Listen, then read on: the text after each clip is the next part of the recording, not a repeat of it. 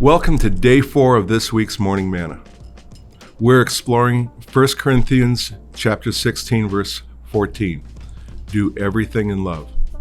We want to know more about what it is that makes love so important that God wants us to do everything in love. Today we will learn this about love. Accomplishments are important.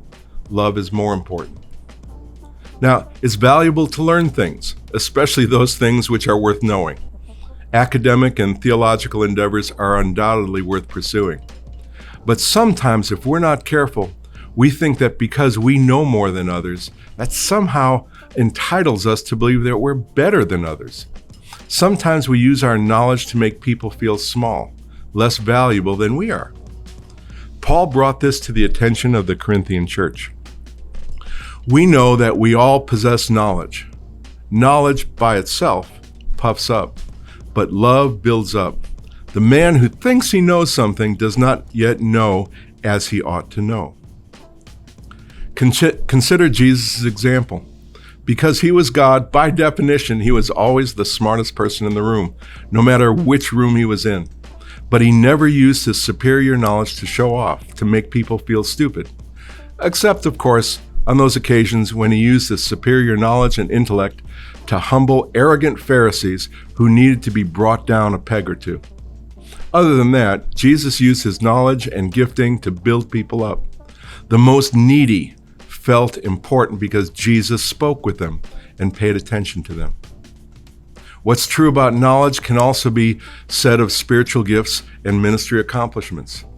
Many people find their significance in the gifts that God has given them. Many people feel very important because of the success that God has given them in ministry. Again, Paul puts this way of thinking into right perspective.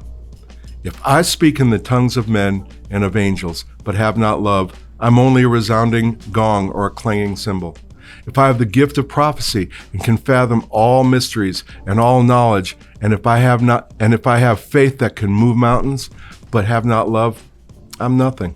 If I give all I possess to the poor and surrender my body to the flames, but have not love, I gain nothing. Again, consider Jesus, truly the most spiritually gifted person who ever walked the earth. And his ministry and his sacrifice were, to put it mildly, more effective than anyone else's ever. But all of these were driven by his love, not by a passion for fame or personal significance and fulfillment. It was driven by love for his Father and for people.